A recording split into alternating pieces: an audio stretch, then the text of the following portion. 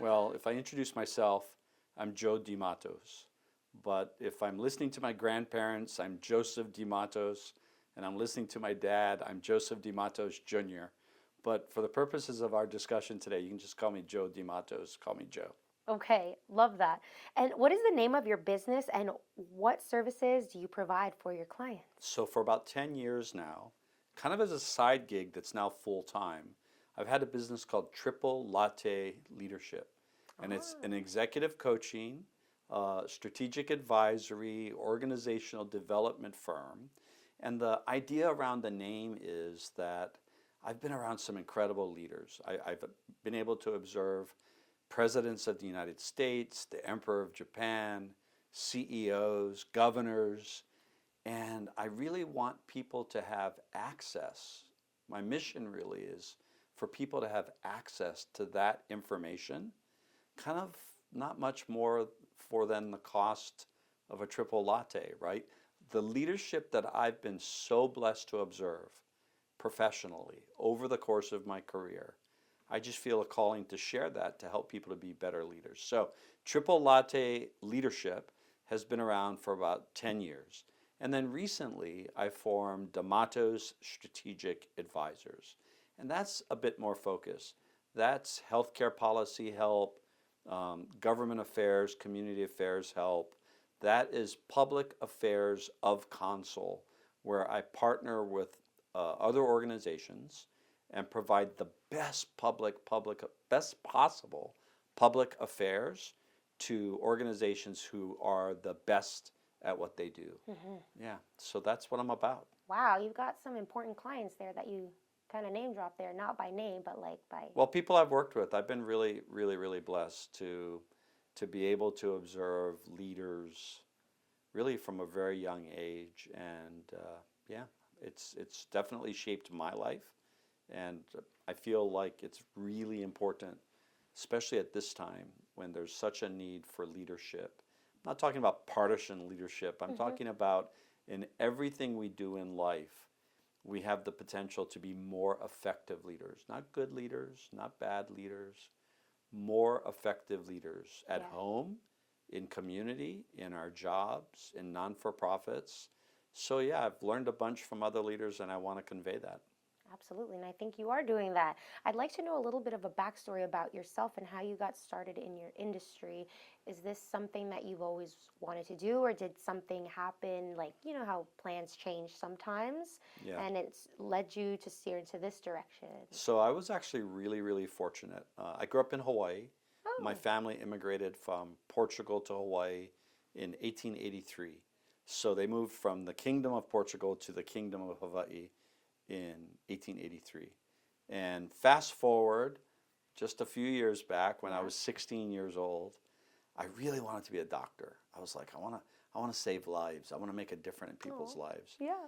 And I kind of came to this conclusion by myself that I wasn't smart enough to be a doctor. No.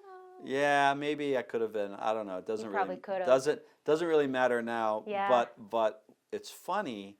What happened as a backup was at age 16, I lied about my age and I wrote to the lieutenant governor. And I got a meeting with the lieutenant governor of Hawaii. Like, so when most kids are focused on running for student council president, you know, when they're in the eighth or ninth grade or 10th grade, I wrote a letter to the lieutenant governor of Hawaii and I got the meeting. And the first thing I did when I went in is like, Lieutenant Governor, I lied about my age. I'm really sorry, but I really wanted to meet with you. And that got me on a track of politics and government policy. And so, yeah, I've been on this road a very, very long time. Yeah, I'd like to ask because you said that when a lot of kids are running for student council, all that stuff, what planted the seed in your mind to want to do that, go a step above and talk to an actual like leader, not just from school, you Yeah. know? Um, were your parents like, No, I mean, I was really, really blessed. I grew up pretty poor in a rural community of Hawaii, a culturally very proud, mostly Native Hawaiian community in the country. but economically very disadvantaged. Mm-hmm. And so my mom was a cleaning lady. She cleaned rich people's houses. And, in Hawaii too, I think it's a little different than maybe possibly other parts of the world or other parts of the United States. Um, there's pride, there's no disconnect between my mom cleaning rich people's houses and the people. People were very approachable. Yeah. They were nice to me and to my mom and to our family. They weren't all, oh, she's the cleaning lady. You can't speak to her kids or whatever. So one, I think Hawaii is one of those unique places. So that's point one. My dad was brilliant, but he never went to college. He was a brilliant, accomplished journalist, and he learned it as a trade. He learned it from other people, from doing it. Yeah. And super mega smart, super brilliant writer. I'm a writer. I'll never be as good as he was. Don't say that. It's true, and he was just fantastic. And so, I think what motivated me to approach the lieutenant governor and to get involved in that way was this mission to make the world a better place, even at 16, to try to be part of the solution and not part of the problem. Yeah. Yeah. That is awesome. At 16, Yeah. kudos to you. Now I did student government also, just to be clear. Both. But I started in capital P politics with like real leaders. Yeah.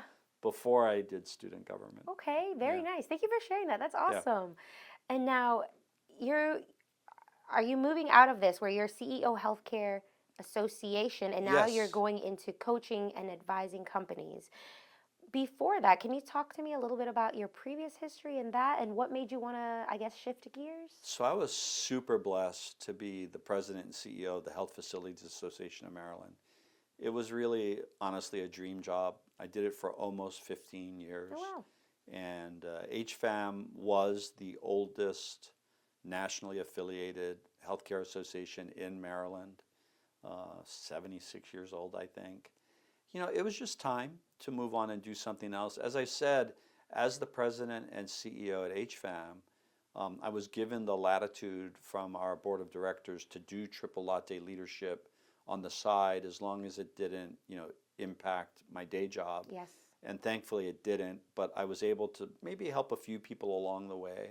And you get to a point where you want to ramp things up and make a different kind of difference. Yes. Hit the pause button, continue to make a difference, but do it in a different way. And so, yeah, I'm doing Triple Latte Leadership full time now. And the reason I created the additional entity, DeMattos Strategic Advisors, is because I wanted to replicate or try to take the success we had at HFAM and help world-class organizations, predominantly healthcare, but not limited to healthcare, to achieve the success we did at HFAM. When I started the job at HFAM was the Great Recession, and it was an incredibly challenging time to be in healthcare because government budgets were cut massively during that recession of 08, 09. And it's not like people got incredibly healthier and you didn't need hospitals and nursing homes, right? They weren't cured instantly. So to help healthcare providers to navigate that, and then all the way to the pandemic in 2020, Yeah. and helping nursing homes to navigate the worst pandemic in 100 years, we got a lot accomplished in that 14 or 15 years. I'm really proud of it. And so I great. just wanted to do that, privately. I will say, you asked about my career. I will tell you with all humility, there's definitely a higher power in my perspective involved in my life and in the world. And I'll tell you why I believe that. I got countless examples of that. But we're talking about work today and we're talking about professional stuff today. That's right. So here's why I believe that. Going back to age 16 and lying to get a meeting with the lieutenant governor, right? And then that leads to an internship with a state legislator in high school. And then that leads to an internship with a state legislator in college. And then that leads to a job for a state legislator, an actual full-time paid job Yeah. at a very young age with a state legislator. And then that leads to work with a labor union. And then Following that, it leads to work with an attorney general, a Wow. state attorney general, and then to work for a governor, and then the private sector, and then Washington, D.C. And so when you look at the pandemic in 2020, there were very few people that had that kind of a background. So I understood what Governor Hogan was going through. And I mean, literally having been an employee of a governor, and I understood what our legislators were going through. And I understood, because I had been on the job for a while, what nursing homes and hospitals were going through. So with all humility, I could never have prepared myself the way I was, I think, very well prepared to navigate through the pandemic, if not for a higher power. You know, I was I think, part of the right person and the right team at the right time. And I feel very fortunate and blessed by that. Having said that, I still have really bad days. You know, I know people that died, and I wonder, you know, I wonder a lot about that time. Oh, yeah. That's life sometimes. It has its ups and downs, but the most important thing is that you get up and you want to make a difference, a positive impact for Yeah, I was for telling everyone. that to one of my mentorees yesterday. See? That's so incredible that you hit on Look that. at that. Look at Look at that. I that. told him 3 things. I said, have a plan with measurable goals, have deadlines in the goals, make sure you can measure them. Remember that your biggest tool is resilience. That idea Yes. that you just get up and one foot in front of the other, Yeah. and that you take action daily. You know, so that was literally his homework from yesterday. Yes, I love that. And now, what have been some of your favorite moments or projects that you were able to be a part of in order to help your clients? You probably have a couple, but like if there's one that sticks out where you're like, you know what, I came out of this learning something. Well, you know, it's funny. Here's a small one. I came to this part of the world to lobby to get a prescription drug benefit in Medicare, and we were successful with that in 2003. And so I was part of that team that lobbied, and you know, it took a whole team to get a drug benefit in Medicare. So our seniors have a drug benefit. Yeah. But then after that, I became AARP's senior state director in Maryland. And I remember I was meeting with Governor Ehrlich, and you know, it was sort of like a hello, how are you meeting with Governor Ehrlich. It wasn't like supposed to be an in-depth meeting. And you know, we weren't exactly the same types of people ideologically. We were different. And he's an incredibly gifted guy, and I'm so proud that I built a relationship with him. But I didn't go in there like with a plan, you know. And so I'm sitting there with Governor Ehrlich, and the meeting's going really, really, really well. And I'm sitting there really freaking out in my brain. Oh no. Because I don't have something to ask of him. Right? Like, I'm like, wow, this is the kind of meeting. You're with this really powerful guy. It's going really, really well. You should ask him for something, you know? And I didn't have an ask. And so right there, in the spur of the moment, I came up with an ask. Yeah. And he did it. It was a public policy ask. And he did the ask. Like, whoa, what? You know, so, yeah, he like totally did it. So have a plan. You know, go into a meeting, have an idea of how you want the meeting to go, whether it's a meeting with your spouse, your kid, at your church, your synagogue, your mosque, at work. If you have a meeting, before you get in the meeting, take a couple of deep breaths and have a plan. You know, what do you want to share? What do you think you'll hear? And what will be your ask? Ask that question. Yeah, ask that question. Wow, that's crazy that he was like, okay. Yeah, he's like, okay, yeah, we can do that. And you know, thank God I came up with some warped public policy idea right when I was sitting there. But your mind. He did it, and it made a difference. It actually helped people. So yeah, you got the ball rolling for that. Yeah. So that's great. Yeah. Not a lot of people could say that. Yeah, so that's a real small, tangible one. I got a bunch of them, but that's a small, That's tangible amazing. one. Thank you for sharing that.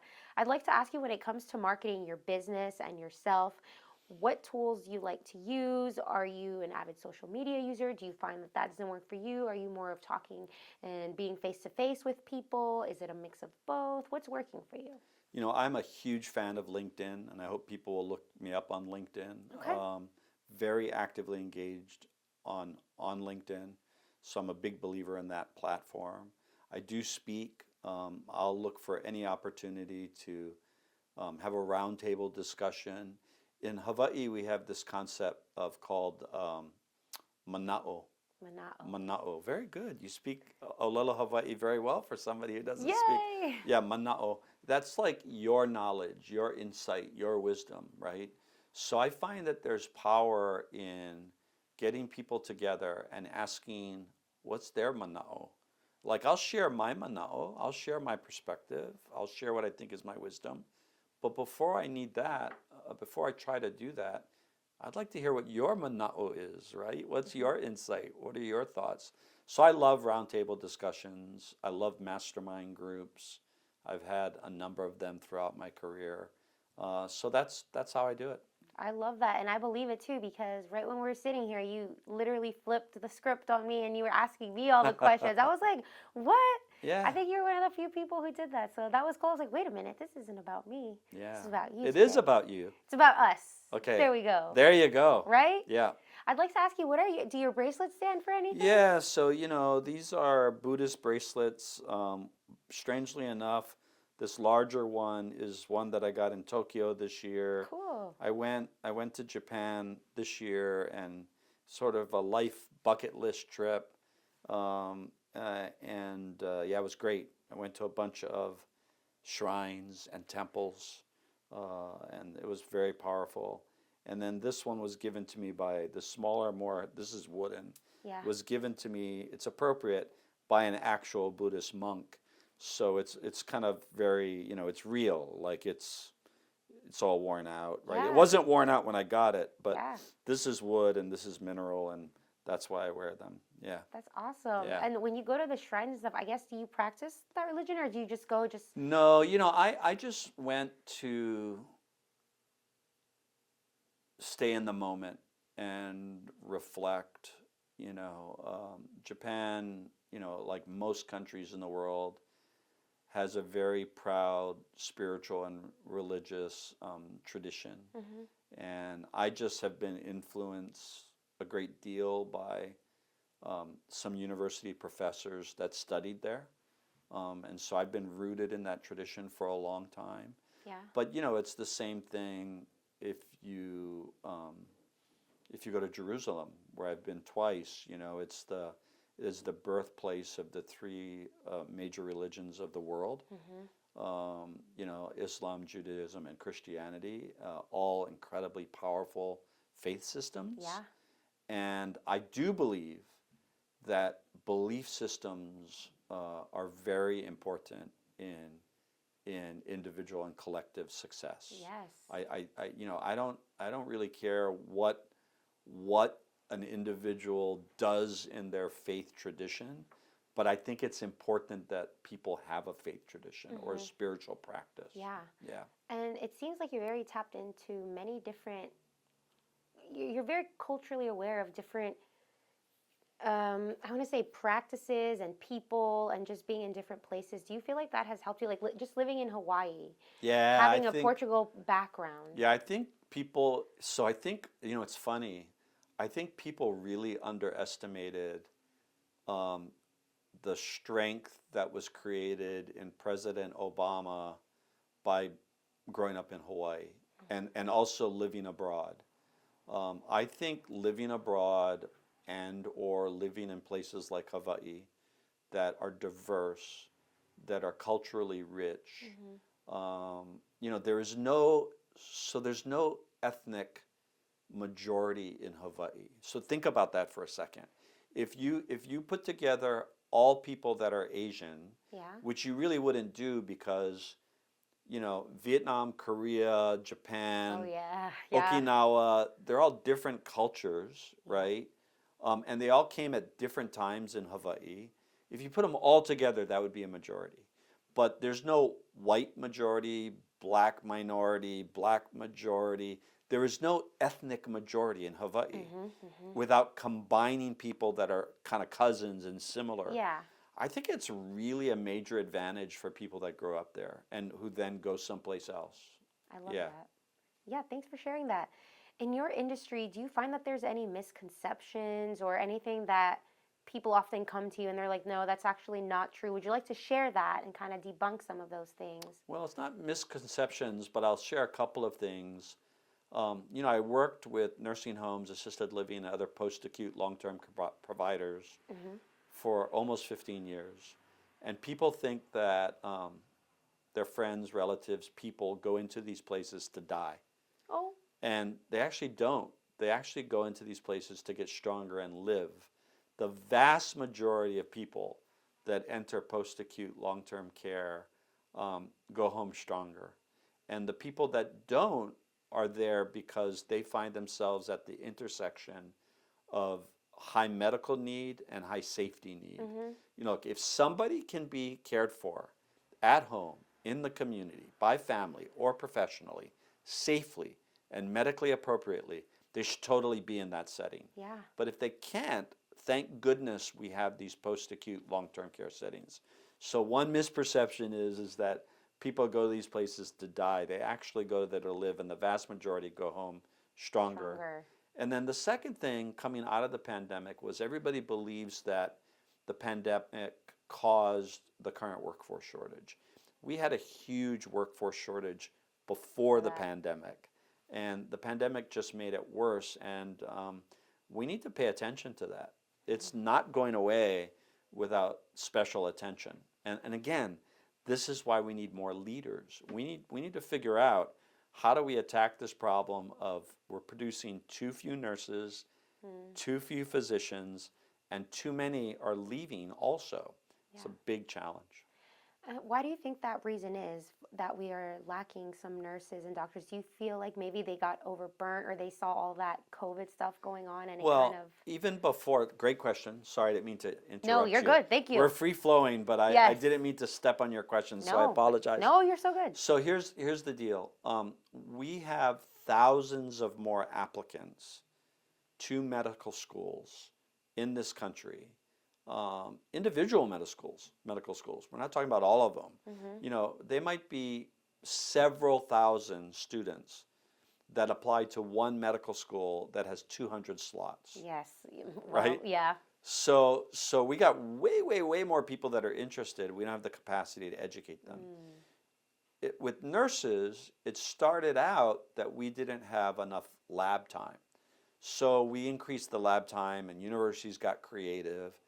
But what's happening with nursing is that when a person becomes a nurse and they earn well in the private sector, Hmm. at a hospital, a doctor's office, somewhere else where they practice, Yeah. an insurance company, law firm, they make way more than they would as an advanced nurse teacher.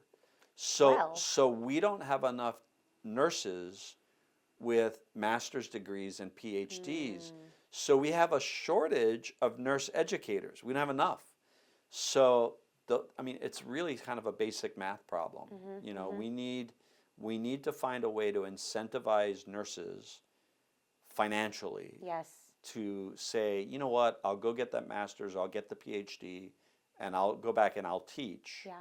And then we have to find a way to expand the slots in medical schools and try to take more of those thousands of applicants rather than just those 200 people per class per Yeah. year. Yeah. What happens to the rest of them? They give up their dream or move on to something else. They move on and do something else medically. And Yeah. we need them, We so need it's so them. important. I'm glad you brought that to light because I really was like, well, was it the pandemic that scared it? But I did. I think the pandemic did scare some people because for the first time you really could show up to work and as a result perhaps die of a virus. People did. Yeah. But no, we've had those workforce challenges since before the pandemic. Pandemic just made it worse. Yeah. It's kind of like a bridge that was already like falling down, and then that was It's just a great image. what made it just all tumble Really now. great image. Yeah, it did. So we're going to need to do better. Yeah. And what do you think we could do besides like helping people get more accepted, more than 200 people, and having more nurses who have that master's degree in education to help teach? What else could we be doing in other sectors? Well, I think we have to start younger, and I think we need to target underrepresented communities. We have communities like the one that I grew up in, in Hawaii, the Leeward Coast, the Waianae Coast, where you have still a lower than the statistical average of people that go to college. So me personally, I would target those communities where we're not necessarily having the average number of people go on and study. You know, you can do nursing with an associate's degree and work your way up as you go. Yeah. So first thing is target underrepresented communities. Yeah. I don't think in the near term you solve the problem without a comprehensive revamping of our immigration laws. Yeah. We have people, really well-educated nurses from around the world that have been hired by U.S. companies. They're hired. They meet the licensing requirement. Their education is just as good, but they can't get an interview to get their visa to get into the country. So we literally have thousands of nurses abroad Yeah. from a number of different countries who have jobs. Yeah. They have been hired by U.S. hospitals, U.S. nursing homes. They're ready to go. It's just that roadblock with They the can't visa. get the visa. Ugh. Can't get in the country. So we have to acknowledge that and put more resources Yeah. at that. And we've always in this country relied in the short term on legal immigration to augment our workforce. Yes. We've always done that. Healthcare is probably the area where we need to do it now. And then grow more at home. Grow more at home. Absolutely. Thank you. I'd like to talk to you about your Lifetime Achievement Award in Maryland. Oh, How did that I can't believe you looked that up. I did. I have it here, That's- right in my yeah. notes. Yeah, I'm I watching was super blessed to be named by the Daily Record an Icon Lifetime Achievement winner. It just means I'm old. Oh, That's what, stop it. That's what it means. And you've got wisdom and tenure and experience. Yeah, I use the word tenure also. It's a nice way to say old, tenure. Oh my gosh. But look, I've been super blessed. Like, every opportunity to serve and make a difference, I count as a blessing. So it was really nice to be selected by a major news organization as an Icon Lifetime Achievement Award winner. Absolutely. And I guess they looked at, all the things that I've done in healthcare policy, and, I guess they're like me, right? When I think of healthcare policy, like if I'm meeting with a governor or a senator, I'm not really thinking about the policy, right? Yeah.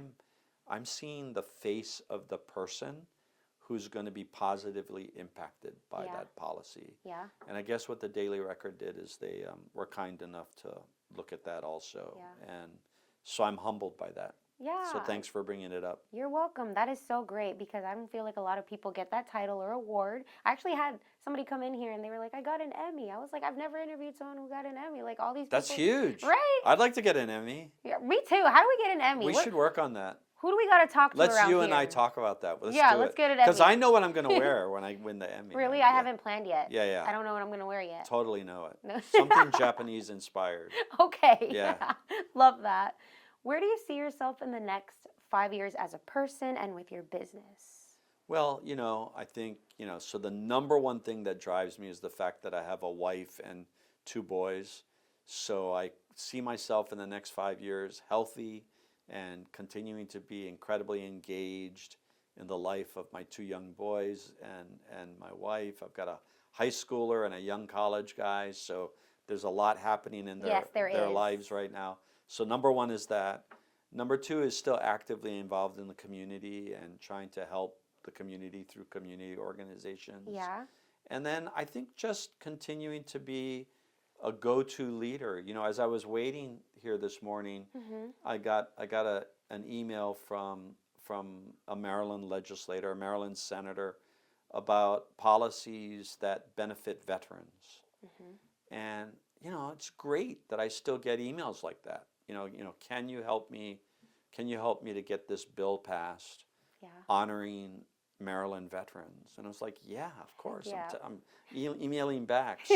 So 5 years from now, continuing to be a go-to leader, not just on issues of public policy, but on issues of leadership and leadership development. Yeah, no, I'm all about making positive change, and it sounds like you are also. So you're going straight in that direction. Yeah, I've got a lot of thread on the tires still.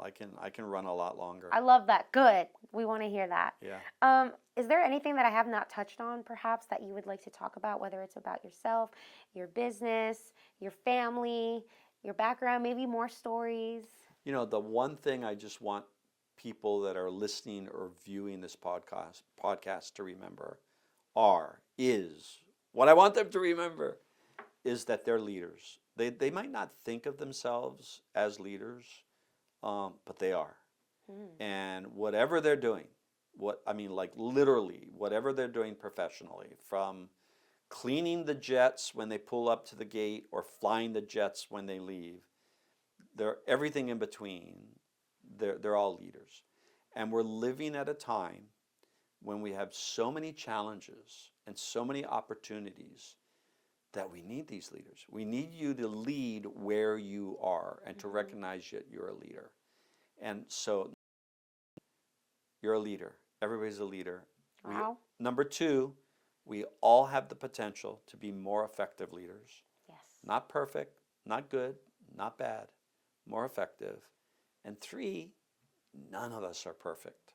Thank you. So we're going to make mistakes, and hopefully we'll take those mistakes and we'll learn from them and we'll be more effective leaders. So we'll end this podcast where we began. You said, you turned the tables on me because I was trying to interview you. Yeah. I thought I was doing a pretty good job interviewing you. You got me. Yeah. But then you responded, well, it's not about you, it's not about me, it's about us. Let's end on that. It's about us. I love that. Thank you so much. I really appreciate you taking the time to be here and sharing so much of your experiences, your journey, what you're able to do, and what you have done. It's been a pleasure getting to chat with you. Good to chat with you. Thank you.